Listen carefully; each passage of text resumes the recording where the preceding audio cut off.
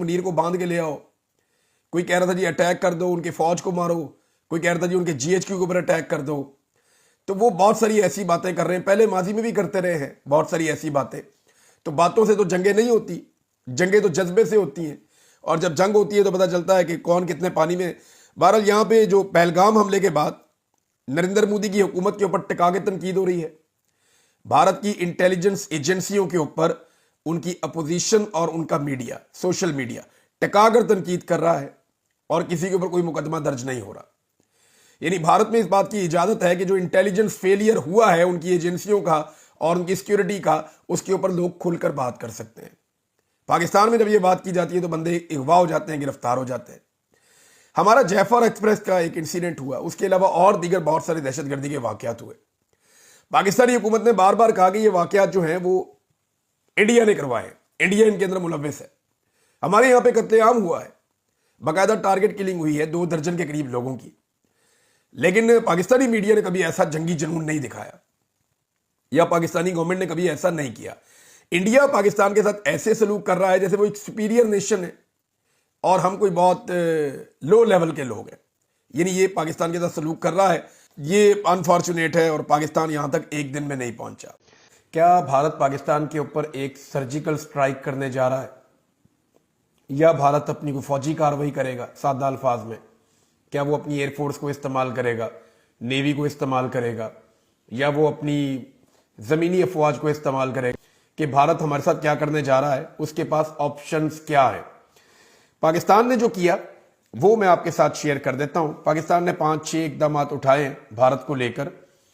جو مین اقدامات ہیں, نمبر 1, انہوں نے پاکستان نے فضائی حدود بند کر دی ہے بھارت کے لیے, پہلے بھی وہ بہت زیادہ استعمال نہیں کرتے. نمبر 2, پاکستان نے تمام تجارتی روابط معطل کر دیے ہیں.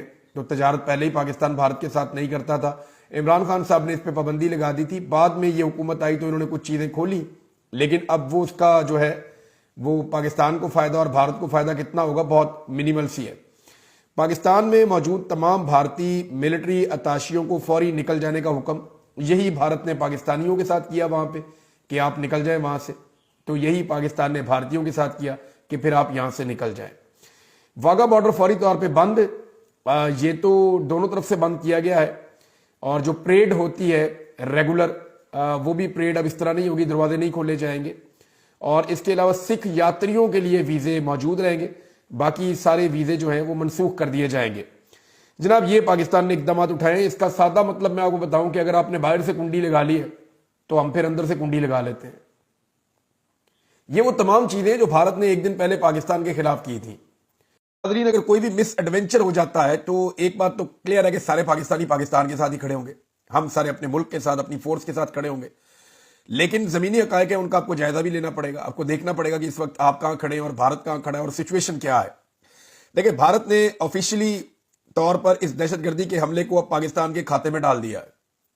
یہ پہلے آفیشل نہیں تھا, لیکن اب جو بھارت نے کیا, جو کچھ انہوں نے کیا, اس کے بعد انہوں نے یہ پاکستان کے کھاتے میں ڈال دیا ہے.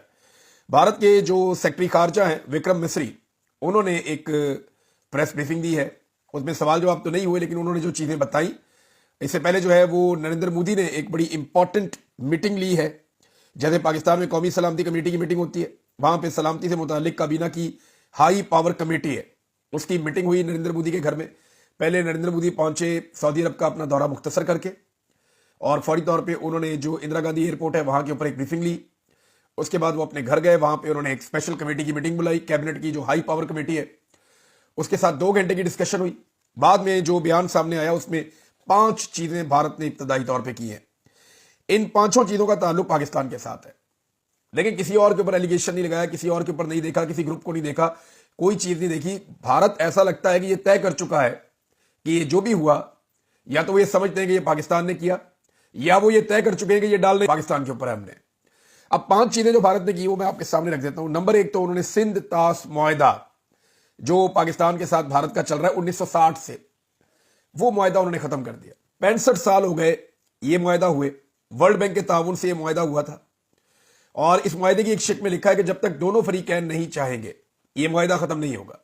باقاعدہ اس میں تحریر کر دیا گیا تھا کہ باہمی رضامندی سے دونوں فریق جب چاہیں تو معاہدہ ختم کریں, کوئی ایک فریق اپنی مرضی سے یہ معاہدہ ختم نہیں کر سکتا.